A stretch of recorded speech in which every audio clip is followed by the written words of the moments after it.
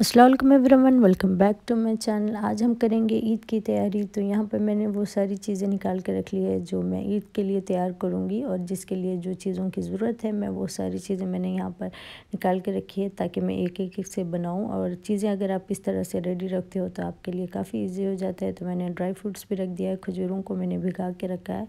हम dry fruits को fry करके रखेंगे शीर खुरमे के लिए।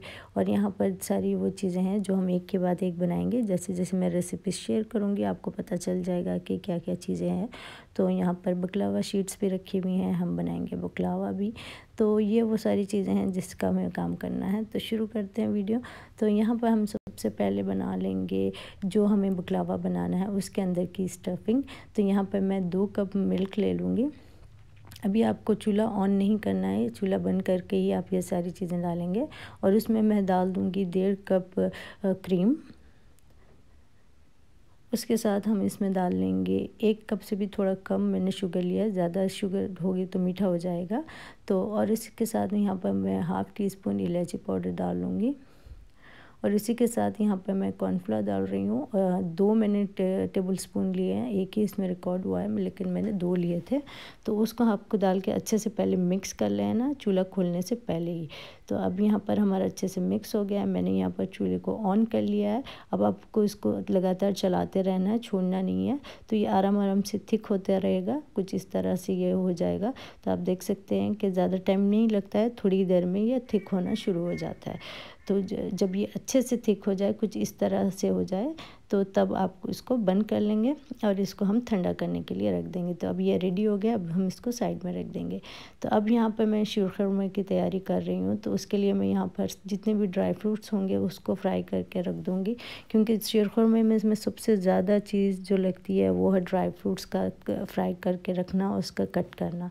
तो वो आपका काम काफ़ी ईजी कर लेता है अगर आपके ड्राई फ्रूट्स रेडी हो तो यहाँ पर मैं पिस्ता को फ्राई कर लूँगी। और एक के बाद जितने भी मैं ड्राई फ्रूट्स यूज़ करूँगी उसको इसी तरह घी में डाल के हम फ्राई करके रख लेंगे। अगर ये काम आपका रेडी होना तो आपका शीर खुरमा थोड़ी देर में ही बन के रेडी हो जाता है। तो मैं इसलिए ज़्यादा चीज़ों को फ्राई करके रखूँगी क्योंकि मुझे 2 टाइम तो कम से कम इसको हम यूज़ कर सकें। तो यहाँ पर मैंने बादामों को भी इस तरह से कट कर लिया और इसको भी हम इस तरह से गोल्डन होने के बाद निकाल लेंगे। ज़्यादा आपको फ्राई नहीं करना है, अदरवाइज़ वो काले हो जाएंगे। फ्लेम आप कम ही रखें और इस तरह से उसको फ्राई करके आप निकाल लेंगे। तो इसी तरह से मैं इसमें डाल लूँगी किशमिश को भी। तो यहाँ पर मैंने 1 कप किशमिश भी ले ली है, इसको भी हम इसी तरह से फ्राई करेंगे। ये मीडियम हीट पे ही आप इसको फ्राई करें। तो यहाँ पर किशमिश भी हमारी ऑलमोस्ट रेडी हो गई है। और जब किशमिश फूल जाती है तो तब आप उसको निकाल लेंगे। तो यहाँ पर मेरी किशमिश हो गई है। इसके बाद हम इसमें डाल लेंगे खजूरों को मैंने थोड़ा सोक करके रखा था, फिर उसको अच्छे से मैंने ड्राई किया है तो क्योंकि उसमें थोड़ा पानी होगा। तो खजूरों को आपको अच्छे से फ्राई करना है, क्योंकि आपने भिगाया है तो फिर आप इसको स्टोर करोगे ज़्यादा टाइम के लिए, तो आपको इसको अच्छे से फ्राई करना है। तो मैंने इसको अच्छे से फ्राई किया है ताकि ये ख़राब ना हो अंदर से। अब इसमें हम थोड़ा सा और घी डाल लेंगे और जिसमें हम अपनी सेवइयों को भी फ्राई करके रख लेंगे। यहाँ पर मैंने जो लिया वो थोड़ी सी फ्राई ही होती है, लेकिन मैं इसको थोड़ा गोल्डन कलर में मैं इसको कर लूँगी। तो यहाँ पर मैं आराम आराम से इसको फ्राई करूँगी, क्योंकि फिर ये नीचे से जलना शुरू हो जाती है। तो आपको लगातार इसको चलाते रहना है और अच्छा सा कलर आने तक आपको इसको भूनना है। अगर इतना काम आप करके रख लोगे तो आपका शीर खुरमा समझो ऑलमोस्ट रेडी है। तो यहाँ पर मेरी सेवइयाँ हो गई है रेडी। अब मैं इसको ठंडा कर लूँगी और इसको रख दूँगी, क्योंकि ये मैंने 1 दिन पहले तैयारी की थी। ये 2 दिन की वीडियो है। तो जो पहले जो मेरी तैयारी है तो उसमें की ये है।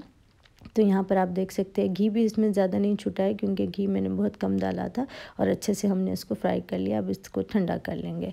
अब हम चलते हैं दूसरे रेसिपी की तरफ। तो यहाँ पर मैं बना लूँगी शीरा, जो हम बकलावा बनाएंगे। तो उसके लिए मैं यहाँ पर शीरा बना रही हूँ, क्योंकि जो स्टफिंग हमने पहले बनाई थी वो बकलावे की, उसके लिए हम यहाँ पर बकलावे के लिए शीरा बना के रखेंगे। तो यहाँ पर मैंने 2 कप शुगर लिया, उसमें 1 कप मैं पानी डाल दूँगी। उसके बाद हम इसको मिक्स कर लेंगे, जो शुगर है हमारी उसको अच्छे से मिक्स कर लेंगे। अब मैं इसमें डाल दूँगी 1/2 टी स्पून के बराबर का इसमें इलायची पाउडर। ये ऑप्शनल है, अगर आप बकलावे में इलायची पाउडर नहीं भी डालो तो भी चलता है, लेकिन मैंने थोड़ा सा डाला है कि अच्छा सा उसका फ्लेवर आएगा इलायची का, तो इस वजह से। तो ये थोड़ा सा जब पक जाएगा तो शुगर आपकी थोड़ी सी पक जाएगी, अच्छे से घुल जाएगी शुगर अच्छे से, उसमें हम डाल देंगे थोड़ा सा लेमन जूस। लेमन जूस डालने से ये होगा कि आपका जो शीरा है वो जमेगा नहीं। तो ये डाल के हम तो अच्छे से उसको कुक करेंगे। आप देख सकते हैं ये अच्छे से कुक हो गया है। तो अब मैं इसको इतनी देर तक ही कुक करूँगी और इसको बंद करके साइड में मैं रख लूँगी, क्योंकि ये रेडी हो गया है। अब मैंने यहाँ पर पिस्ते को मैंने यहाँ पर ग्राइंड कर लिया है, बिल्कुल फाइन पाउडर नहीं करना है, थोड़ा सा दरदरा मैंने यहाँ पर रखा है, तो वो हमने रख लिया है। और इसी के साथ मैंने यहाँ पर बकलावा शीट्स को भी निकाल लिया है। तो बकलावा शीट्स बहुत ही नाजुक होती है, उसको बहुत ही आराम से आपको हैंडल करना होता है, क्योंकि ये बहुत जल्दी से फट जाती है।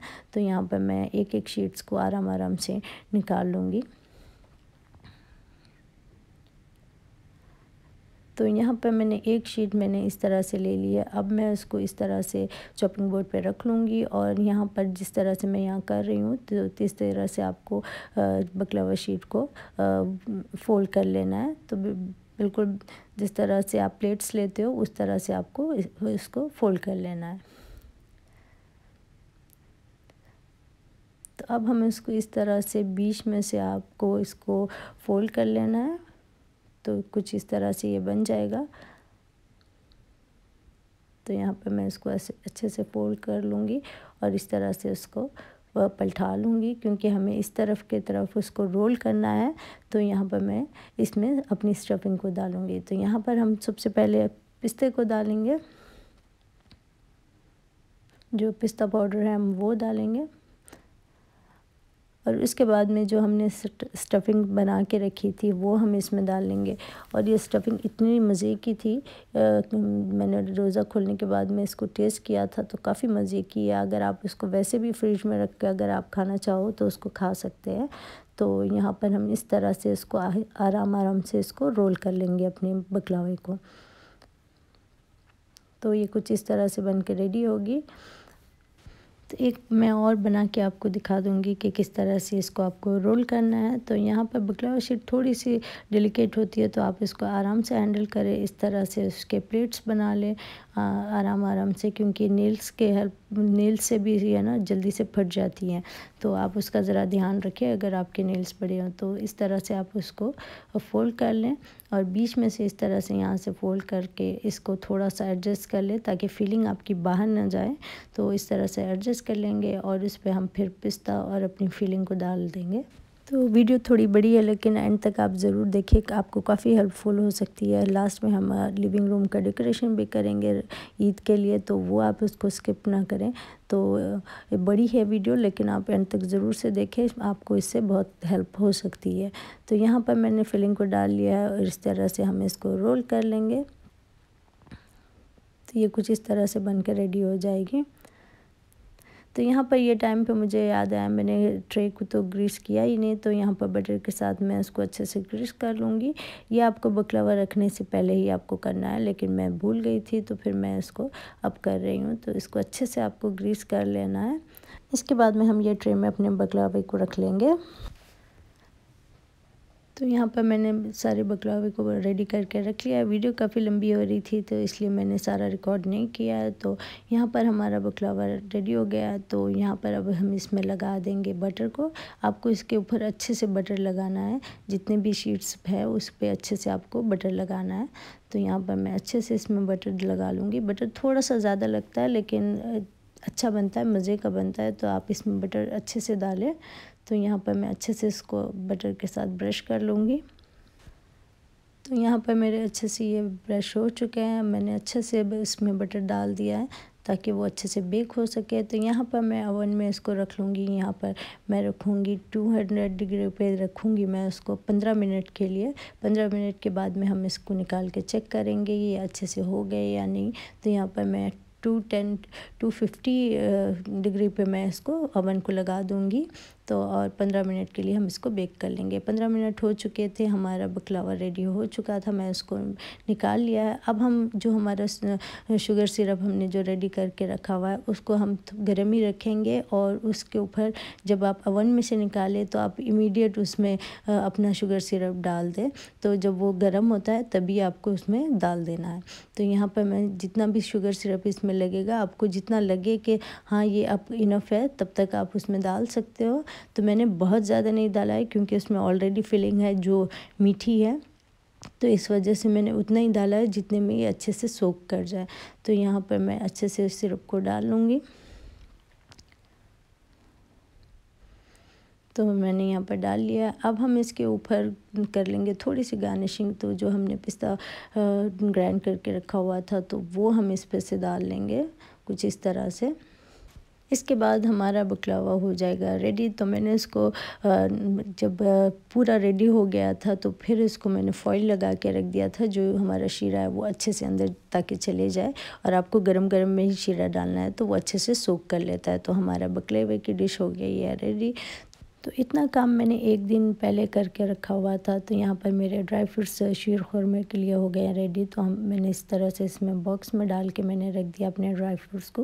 तो ये बिल्कुल रेडी है। तो एक इसमें मैंने सारे ड्राई फ्रूट्स डाले हैं, नीचे मैंने खजूर डाल के रखा हुआ है। यहाँ पर मेरी सेवइयाँ रखी हुई है जो हमने फ्राई करके रखी हुई है। जो पिस्ता का पाउडर है वो हम उसको यूज़ करेंगे। तो यहाँ पर वो चीज़ें जो हम कल बनाएंगे, तो यहाँ पर खजूर का पेस्ट और कोकोनट रखा हुआ है तो वो हम कल यूज़ करेंगे। तो सिरप हमारा बच गया है, उसको भी हम यूज़ करेंगे, इसलिए मैंने इसको ऐसे ही रखा हुआ है ताकि मैं इसको दोबारा से गर्म कर सकूं। तो ये जो चीज़ें थी मैंने एक दिन पहले करके रखी थी। अब हो गया है दूसरा दिन, तो मैं बनाने लगी हूँ शीर खुरमा। तो क्योंकि हमारा चीज़ें सारी ऑलमोस्ट रेडी है तो हमें ज़्यादा कुछ नहीं करना है। तो मैं यहाँ पर सबसे पहले दूध को मैं बॉईल करने के लिए रख दूँगी। तो मैंने यहाँ पर 2 लीटर दूध मैंने लिया है, तो उसको हम अच्छे से बॉईल कर लेंगे। तो दूध जब तक बॉईल होते रहेगा तब तक हम दूसरे काम करेंगे। तो यहाँ पर मैं 2 भी बॉटल्स दूध के डाल दूँगी जो 1-1 लीटर के हैं, और हम इसको उबलने के लिए रख देंगे। जितनी देर में हमारा दूध अच्छे से बॉईल होता है, क्योंकि दूध को अच्छे से आपको कुक करना है कि उसका कलर चेंज हो, तब तक आप उसको कुक करेंगे तो बहुत अच्छे से आपका शीर खुरमा बन के रेडी होता है।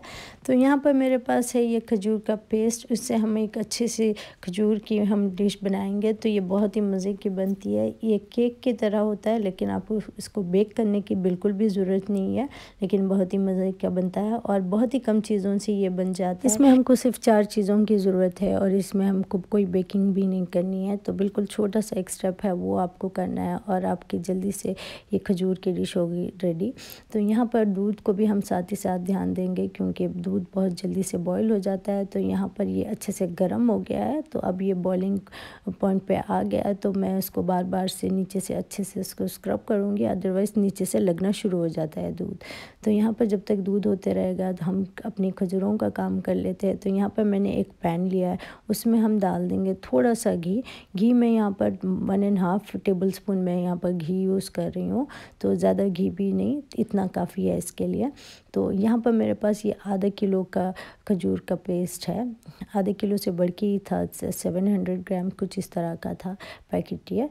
तो वो मैं इसमें सारों को डाल दूँगी कुछ इस तरह से, क्योंकि ये फ्रिज में रखा हुआ था, लेकिन मैंने इसको रात में ही बाहर निकाल के रख दिया था, लेकिन ये स्टिल बहुत ही ज़्यादा सख्त था। तो जब आप उसको कुक करोगे तो ये मेल्ट होना शुरू हो जाएगा। तो आप देख सकते हैं ये आहिस्ता आहिस्ता से ये मेल्ट होगा और एक अच्छी से डो फॉर्म में ये आ जाएगा। तो मैं इसको अच्छे से ऐसा खोल लूँगी और इसको घी में हम थोड़ा सा इसको अच्छे से पका लेंगे। तो यहाँ पर मैं साथ में दूध को भी देख रही थी। तो यहाँ पर आप देख सकते हैं कि ये थोड़ा थोड़ा सा मेल्ट होना शुरू हो गया है। जब ये गर्म हो जाता है तो ये मेल्ट होना शुरू हो जाता है। अगर आपके पास पेस्ट नहीं है तो आप खजूरों को थोड़ी देर सोक करके भी उसको ग्राइंड कर सकते हैं। तो इस तरह का आपका पेस्ट रेडी हो जाएगा। तो यहाँ पर अब मैं डाल लूँगी इसमें 1/2 टीस्पून के बराबर इलायची का पाउडर। इलायची का पाउडर को मैंने थोड़ा सा शुगर डाल के ग्राइंड किया था, इसलिए आपको वाइट वाइट नज़र आ रहा है। इलायची का पाउडर डालने के बाद हम इसको अच्छे से मिक्स कर लेंगे। तब तक इसको आपको मिक्स करना है, ये अच्छे से स्मूथ सा डो की तरह नहीं बन जाता तब तक आपको उसको मिक्स करना है। और इसमें बहुत ज़्यादा टाइम नहीं लगता है, मुश्किल से 5 से 7 मिनट मुझे लगे थे। बस इसको अच्छे से गर्म होना था, ऑलरेडी वो पेस्ट बना हुआ था, तो ज़्यादा टाइम नहीं लगता है। अगर आपका पेस्ट नहीं है तो जैसे कि मैंने बताया कि आप उसको बीज निकाल के आप इसको ग्राइंडर में ब्लेंड कर ले सकते हो, तो आपका पेस्ट रेडी हो जाएगा। तो यहाँ पर आप देख सकते हो ऑलमोस्ट डो फॉर्म में आ चुका है, तो ये अच्छे से हो चुका है। तो अब हम इस टाइम में आप इसको बंद कर सकते हो, क्योंकि अच्छे से सॉफ्ट भी हो गया है। तो मैं इसको बस थोड़ा ठंडा होने के लिए रख दूँगी। जब तक ये ठंडा होगा मैं इसके साथ जो कोकोनट लगेगा मैं उसको रेडी कर लूँगी। तो यहाँ पर मैंने कोकोनट के एक पैकेट ले ली है सारी, क्योंकि हमारा खजूर बहुत ज़्यादा है, तो उस हिसाब से मैंने शायद ये 200 ग्राम की पैकेट थी, मुझे याद नहीं है, लेकिन मैंने एक पैकेट कोकोनट का लिया है। और उसमें मैं डाल दूँगी कंडेंस मिल्क। तो यहाँ पर मैं हाफ़ टिन में कंडेंस मिल्क का लूँगी, तो उसको हम अच्छे से डाल लेंगे। और इसमें हम थोड़ी सी इलायची पाउडर डालेंगे। तो इसमें मैं हाफ़ टी स्पून के बराबर मैं इसमें इलायची पाउडर डाल लूँगी। और ये बहुत इजी है और बहुत ही मज़े का बनता है। जब मैंने इसको ट्राई किया तो बहुत ही मज़े का लगा और सबको पसंद आया। तो आप इसको ज़रूर से ट्राई करना, इसमें ज़्यादा कुछ मेहनत भी नहीं लगती और बहुत ही जल्दी से ये रेडी भी हो जाता है। अब मैं इसको अच्छे से मिक्स कर लूँगी। जिस तरह हमने खजूरों को डो के फॉर्म में लाया है, उसी तरह से आपको इसको भी ये कोकोनट को भी आपको डो की तरह आपका बनना चाहिए। तो यहाँ पर मैं अच्छे से कंडेंस मिल्क को मिक्स करूँगी ताकि ये एक डो फॉर्म में आ जाए।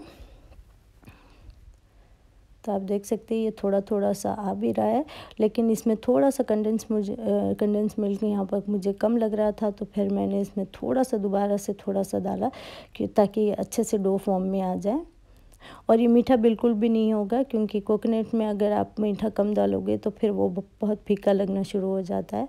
तो इस वजह से तो इसकी मिठास बिल्कुल भी ज़्यादा नहीं होगी। तो यहाँ पर मैंने और 2 टेबलस्पून इसमें डाल लिया था। इसको फिर हम अच्छे से मिक्स करेंगे ताकि ये अच्छे से डो की तरह रेडी हो जाए।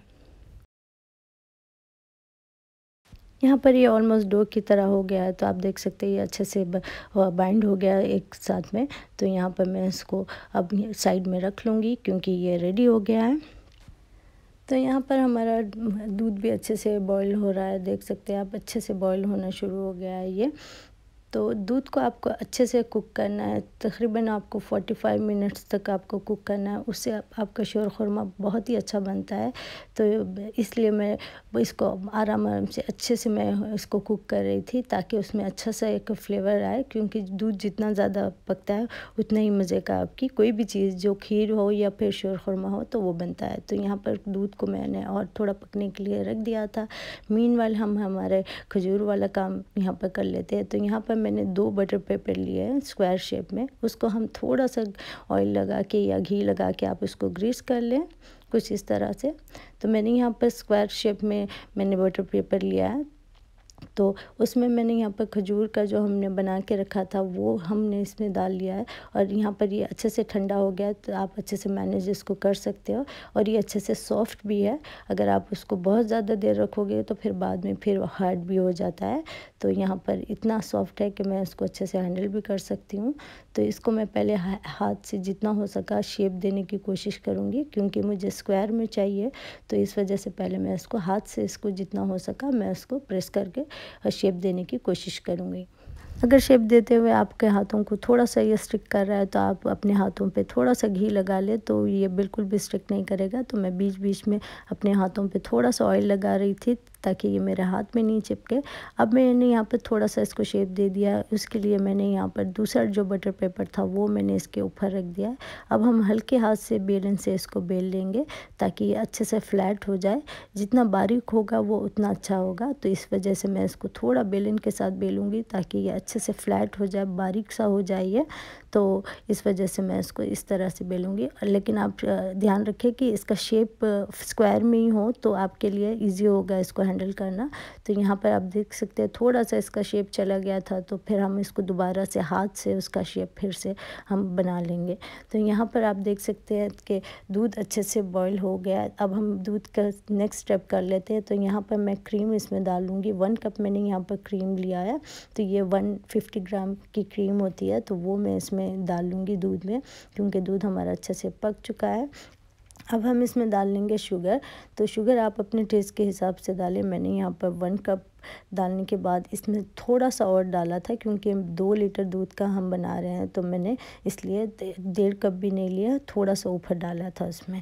अब हम इसको अच्छे से मिक्स कर लेंगे, ताकि जो हमने क्रीम डाली है और दूध डाला है, तो दूध थोड़ा सा ठंडा हो जाता है। क्रीम और जो शक्कर हमने डाली है तो उससे थोड़ा सा ठंडा हो जाता है। तो फिर इसको हम दोबारा से बॉईल करेंगे। आपको नीचे से अच्छे से उसको स्क्रब करना है, अदरवाइज़ वो नीचे लगना शुरू हो जाता है।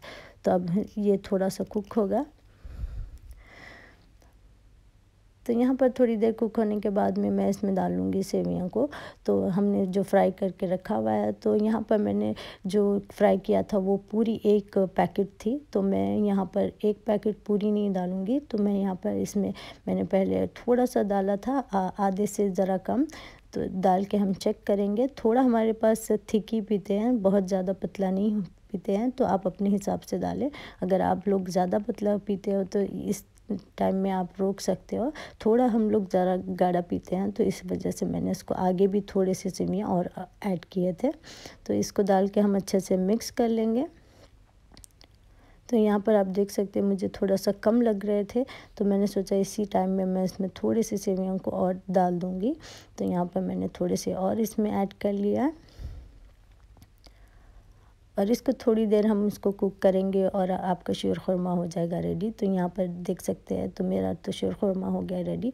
हमारे पास इतना ही थिक पीते हैं, अगर आप कम पीते हो तो आप उससे पहले इस स्टेज पे आप इसको रोक सकते हो। तो ये हो गया रेडी। और यहाँ पर मीनवाइल मैंने इसको हाथ से इस तरह से शेप देने की कोशिश की है, जो स्क्वायर में ही है थोड़ा सा, तो आपको इसको हैंडल करने के लिए ईजी होगा। अब जो हमने यहाँ पर जो अपना कोकोनट का हमने डो बना के रखा हुआ था, उसको हम इस तरह से लेंगे और हाथ की मदद से इसको फ्लैट करेंगे और इसके ऊपर रख के हम इसको दबाएंगे। अगर हम सीधा डायरेक्ट अगर खजूर पे रख के इसको दबाएंगे तो फिर नीचे से उसका शेप ख़राब हो जाएगा। तो इस वजह से मैंने इसको हाथ में बार बार से ले के इसको जो हमने कोकोनट का डो बनाया, इस तरह से हम इसके ऊपर रखते जाएंगे। तो आप इस तरह से आप हाथ में इसको फ्लैट कर ले और इस तरह से यहाँ पर लगा सकते हैं, जैसे आप स्क्रीन पे देख रहे हो। तो इसी तरह से मैंने सारा जितना भी कोकोनट का डो रखा हुआ था वो मैंने इसमें लगा दिया है।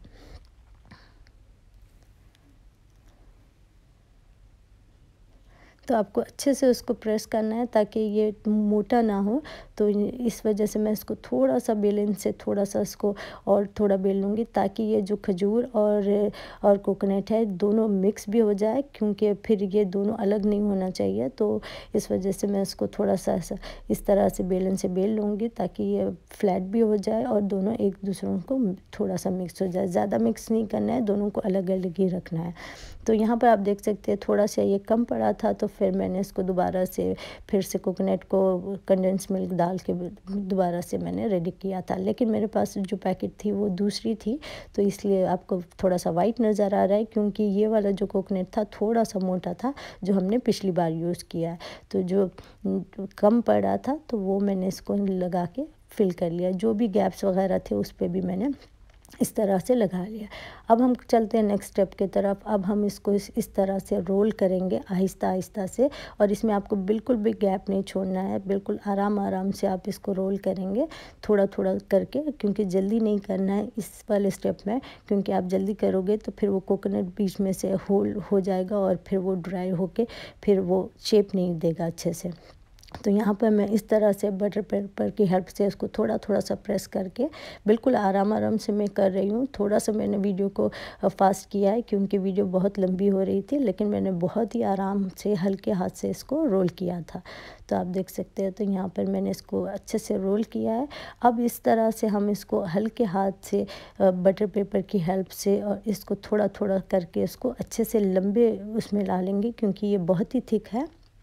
तो यहाँ पर मैंने अच्छे से इसको रोल कर लिया। आप देख सकते हैं कि ये बहुत पतला भी हो गया है। तो यहाँ पर मैंने एक चाकू को थोड़ा सा घी लगा के ग्रीस कर लिया है, क्योंकि मैं इसके साइड्स को थोड़ा कट कर लूँगी, क्योंकि जो साइड्स है उसके इवन नहीं है, तो उसके साइड्स को मैं कट करके निकाल लूँगी।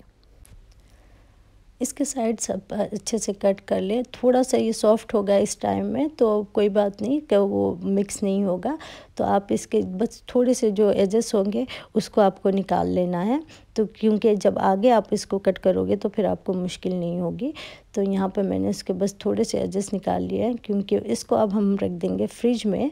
थोड़ा सा ये हार्ड हो जाए तो फिर हम इसको कट कर सकते हैं। तो मैं यहाँ पर बटर पेपर में इस तरह से इसको रैप करके इसको फ्रिज में 1 घंटे 2 घंटे के लिए रख दूँगी। 1 घंटा भी काफ़ी है, थोड़ा सा ये जम जाए तो काटने के लिए ईजी हो जाता है। यहाँ पर मैंने ले लिया है पिस्तास। अब हम बना रहे हैं बकलावा, रोज़ बकलावा हम बनाएंगे। तो उसके लिए जो पिस्ता पाउडर हमने रखा हुआ था वो उसमें हम डाल लेंगे कंडेंस मिल्क। तो यहाँ पर मैंने थोड़ा सा कंडेंस मिल्क इसमें डाला है, क्योंकि बहुत ज़्यादा भी नहीं डालेंगे। बेसिकली हमें थोड़ा सा पेस्ट बनाना है पिस्ते का, तो मेरे पास पिस्ते का पेस्ट नहीं था, तो मैंने सोचा कि इस तरह से इसको कंडेंस मिल्क डाल के हम पिस्ते का पेस्ट बना सकते हैं। तो यहाँ पर देख सकते हैं आप पिस्ते का पेस्ट रेडी हो गया है। अब हम बकलावा शीट्स जो हमारी बच गई थी, जो हमने कल बनाई थी, तो उसको मैंने इस तरह से पैक करके फ्रिज में रख दिया था, क्योंकि इसको अगर हवा लग जाती है तो फिर ये बहुत जल्दी से ख़राब हो जाती है और फिर वेस्ट हो जाते हैं। तो इसलिए मैंने इसको अच्छे से पैक करके रखा था, ताकि मैं इसको दूसरे दिन भी यूज़ कर सकूं। तो यहाँ पर आप देख सकते हैं। तो यहाँ पर मैं इसको इस तरह से फोल्ड कर लूँगी। तो ये बिल्कुल आपको उसको हवा नहीं लगने देना चाहिए, अदरवाइज़ वो बिल्कुल पाउडर की तरह हो जाएंगे, बिल्कुल कड़क हो जाते हैं और फिर टूट जाते हैं ये, तो इस वजह से। तो यहाँ पर इसको मैंने हाफ़ में फ़ोल्ड कर लिया है। इस तरह से आपको थोड़ा सा डेलिकेट होता है, तो आराम आराम से इसको आपको हैंडल करना है। अब हम इसको यहाँ पर कट करेंगे। मेरे पास कुकी कटर नहीं है, तो मेरे पास ये मेजरिंग कप था, तो मैं इसके एजेस काफ़ी शार्प थे, तो मैं इसको यूज़ कर रही हूँ। तो इसके साथ हमको कट कर लेना है गोल शेप में। यहाँ पर मैंने एक नाइफ़ का यूज़ किया है, क्योंकि मुझे लग रहा था कि इससे शायद कटेगा नहीं, लेकिन आगे चल के मैंने इसी से कट किया था, बहुत ईजीली कट गया था। लेकिन मैं थोड़ा सा डर रही थी कि शीट्स फट ना जाए, क्योंकि पहली बार मैं इसको इस तरह से कट कर रही थी, तो इस वजह से मैं थोड़ा सा आराम से कर रही थी, क्योंकि वो ये ना हो कि वो फट जाए।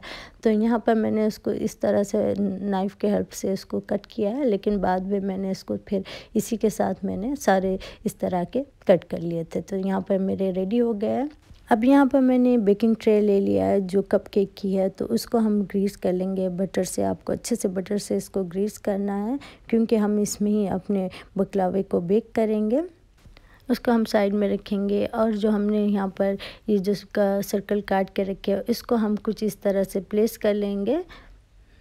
तो यहाँ पर ये बहुत ही बारीक बारीक शीट्स होती है, तो आपको इसको इस तरह से रख लेना है। एक एक शीट्स को एक एक के थोड़ा थोड़ा ऊपर रहना चाहिए, बहुत ज़्यादा भी ऊपर नहीं होना चाहिए, थोड़ा थोड़ा सा, ताकि ये एक दूसरों से जॉइंट रह सके। तो यहाँ पर मैं इसको आराम आराम से खोलूँगी, क्योंकि ये बहुत ही बारीक होते हैं, तो ये जल्दी से खुलते नहीं हैं। तो यहाँ पर मैं इसको खोल के इस तरह से प्लेस कर दूँगी। तो मैंने इसको कवर कर लिया है, क्योंकि वो शीट्स बिल्कुल ड्राई हो रही थी, तो मैंने सोचा पहले इसको मैं कवर कर लूँगी, क्योंकि इसको बनाने में थोड़ा टाइम लगता है। तो इस वजह से मैंने उसको थोड़ा सा टिश्यू के साथ मैंने गीला करके उसको कवर कर लिया है। तो यहाँ पर हमारा जो पिस्ता पेस्ट है हमने जो रेडी करके रखा है, उसको हम कुछ इस तरह से लगा लेंगे एक लाइन में, जो हमारी बकलावा शीट्स है, तो उसको आपको लगा लेना है कुछ एक लाइन में इस तरह से। और इसको अब हम हाफ़ फोल्ड कर लेंगे कुछ इस तरह से। और पेस्ट आप बहुत ज़्यादा मत डालें, अदरवाइज़ फिर वो निकलना शुरू हो जाता है। तो इतना ही डालें ताकि एक दूसरों से ये स्टिक रहे, तो इस वजह से थोड़ा सा ही आपको पेस्ट लगाना है। तो अब आप इसको हल्के हाथ से इस तरह से आपको रोल करना है, जिससे आपका फ्लावर बन के रेडी होगा। तो यहाँ पर ये बीच बीच में से निकल भी सकते हैं, तो आप थोड़ा सा केयरफुल रहे उसको जब फोल्ड करते हैं, तो ताकि ये एक दूसरों से अलग ना हो। तो इस तरह से आप इसको फोल्ड कर लेंगे, तो आपका फ्लावर कुछ इस तरह से रेडी होगा। इसको हम रख लेंगे बेकिंग शीट में, और बेकिंग शीट में रख के इसको थोड़ा सा हम खोल लेंगे, ताकि ये अच्छे से खुला हुआ लगे आपका फ्लावर। तो यहाँ पर अब मैंने सारे बना के इसमें रख लिए हैं। अब हम इसको घी से ग्रीस कर लेंगे। तो आप देख सकते हैं काफ़ी खूबसूरत लग रहे थे। तो इसको अब हम घी के साथ अच्छे से ग्रीस कर लेंगे, बटर के साथ। घी या बटर आपको दोनों में से कोई भी चीज़ यूज़ कर सकते हो। मैं बटर यूज़ कर रही हूँ यहाँ पर। तो इस तरह से हम इसको अच्छे से ऊपर से घी डाल लेंगे, बटर डाल लेंगे, सॉरी। तो ऊपर से हम इस तरह से ब्रश के हेल्प से बटर डाल लेंगे।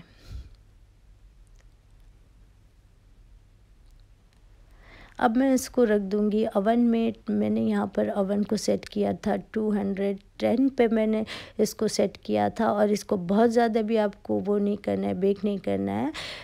इसको सिर्फ 10 से 15 मिनट में ये रेडी हो जाएंगे, क्योंकि ये बहुत ज़्यादा टाइम नहीं लेते हैं।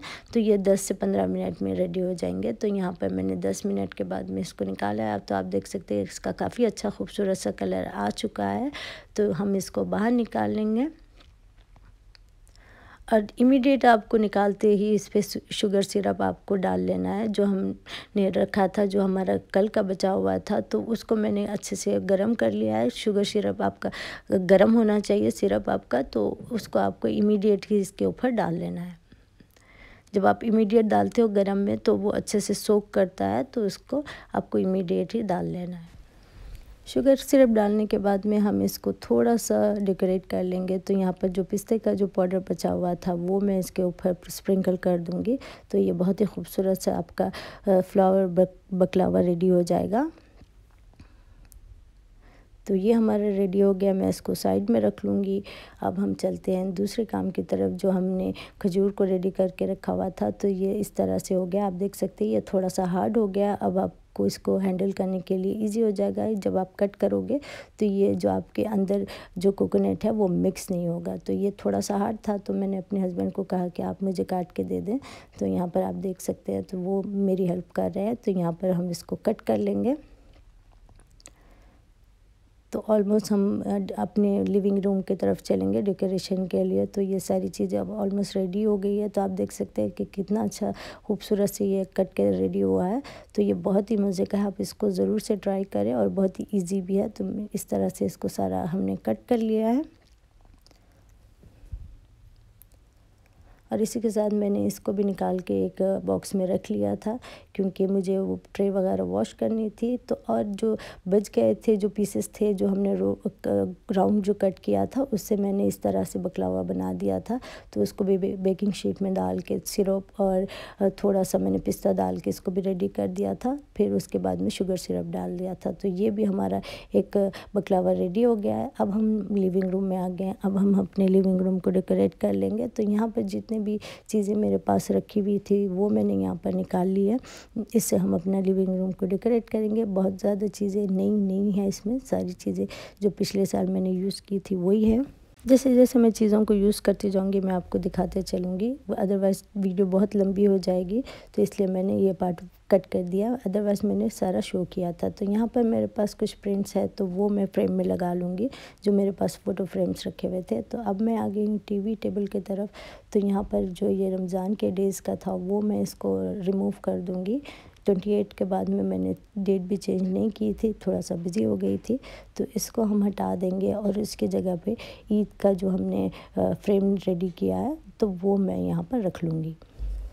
तो यहाँ पर मैंने ये फ्रेम रख के देखा, लेकिन मुझे लग रहा था कि ये काफ़ी बड़ा लग रहा था कि इस जगह के लिए। तो फिर मैंने इसको चेंज कर दिया। तो ये वाले फ्रेम को मैंने निकाल के ये गोल्डन वाले फ्रेम को मैंने यहाँ पर रख लिया, क्योंकि ये थोड़ा सा छोटा है और थोड़ा सा सिंपल है। क्योंकि टीवी के पास रख रहे हैं तो बहुत ज़्यादा आप बिज़ी चीज़ें नहीं रख सकते हो। तो इस वजह से मैंने इसको हटा के इसको रख लिया। तो ये कुछ इस तरह से नज़र आ रहा है। तो लिविंग रूम आपको थोड़ा सा चेंज लगेगा, तो मैं उसका वीडियो मैं अलग से बनाऊंगी, क्योंकि रमज़ान की ईद की तैयारी थी। तो फिर मैंने सोचा कि आपके साथ पहले ये शेयर कर दूंगी। लिविंग रूम का मैं एक कंप्लीट वीडियो बनाने की कोशिश करूँगी इंशाल्लाह। तो यहाँ पर मेरे पास ये कुशन्स थे जो मैंने ऑर्डर करके रखे हुए थे, जो ईद मुबारक के थे। तो ये वाले कुशन्स को हम यूज़ करेंगे। तो यहाँ पर मैंने बहुत ज़्यादा कोई कुशनों को या फिर कोई भी डेकोरेशन को बहुत ज़्यादा यूज़ नहीं किया है, क्योंकि ऑलरेडी रमज़ान के डेकोरेशंस रखे हुए हैं, तो उसी को मैंने कंटिन्यू किया है। थोड़ा सा ईद का लुक देने की कोशिश की है। तो ये कुशन्स को रख लेंगे। जो मैंने रमज़ान के कुशन्स रखे थे उसको मैंने रिमूव कर लिया है और इसके जगह पे मैंने ये वाले कुशन्स को रख लिया है। तो सोफ़ा भी आपको नया नज़र आ रहा होगा, तो वो भी हमने नया लिया। लेकिन लिविंग रूम का जितना भी वीडियो है मैं आपके साथ दोबारा से शेयर करूँगी। ऑफ़ कोर्स आप इसमें ये वीडियो में आप लिविंग रूम देख चुके होंगे, लेकिन फिर भी मैं आपको हमने क्या क्या चीज़ की है तो वो मैं आपको इंशाल्लाह रमज़ान के बाद ईद के बाद मैं इंशाल्लाह आपके साथ शेयर करूँगी।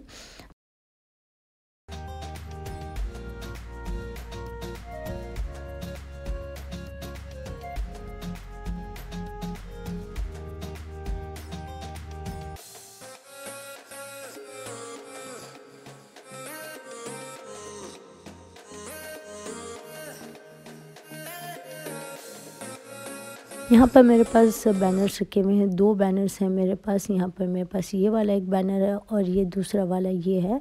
तो ये दोनों बैनर्स को मैं लगा लूँगी। तो ये वाला जो बैनर है वो मैं लिविंग रूम में लगाऊंगी। जो गोल्डन वाला बैनर है उसको यहाँ पर लगाऊंगी मैं, जो रमज़ान करीम को निकाल के हम वहाँ पर लगा लेंगे। और ये जो फ्रेम है मैंने यहाँ पर रखा है, जो डाइनिंग टेबल के एरिया में। अगर आपने रमज़ान डेकोरेशन की वीडियो नहीं देखी होगी तो उसमें मैंने यहाँ पर एक रमज़ान की डेकोरेशन की थी, तो उसी के पास फ्रेम को चेंज करके मैंने ईद मुबारक का फ्रेम रखा है। तो यहाँ पर मैंने बैनर भी लगा लिया है और फ्रेम भी यहाँ पर मैंने इस तरह से रख लिया है।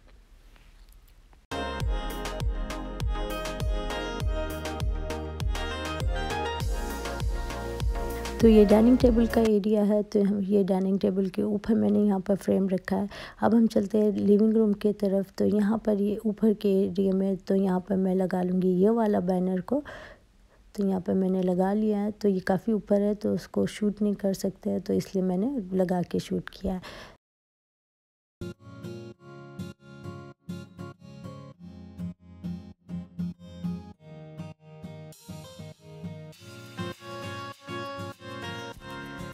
तो यहाँ पर मेरे पास ये ईद मुबारक वाली ये जो साइन है जो डोर पे लगती है, तो इसको मैं अभी यूज़ नहीं करूँगी, बाद में हम इसको यूज़ करेंगे।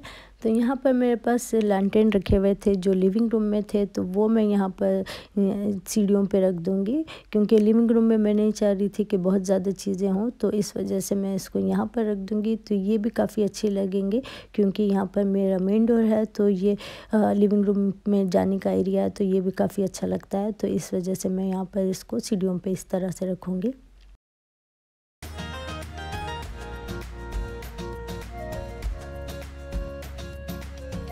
तो यहाँ पर मेरे पास एक और लैंटर्न रखे हुआ है, उसको मैं यहाँ पर रख दूँगी इस वाले एरिया में। तो यहाँ पर ये शू कैबिनेट है, तो इस वाले एरिया में यहाँ पर मैं इसको रख दूँगी।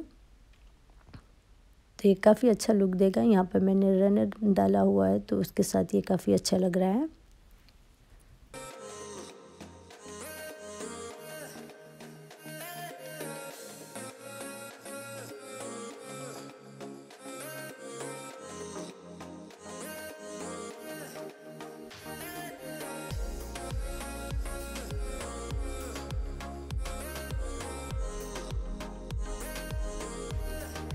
तो यहाँ पर शूज़ पहनने के लिए यहाँ पर एक छोटा सा ऑर्नामेंट रखा हुआ है, उसके ऊपर मैं रख दूँगी ये ईद का कुशन, ईद मुबारक का। तो यहाँ पर बैठ के शूज़ वगैरह पहनते हैं, तो उसके साथ यहाँ पर एक रख दूँगी कुशन को।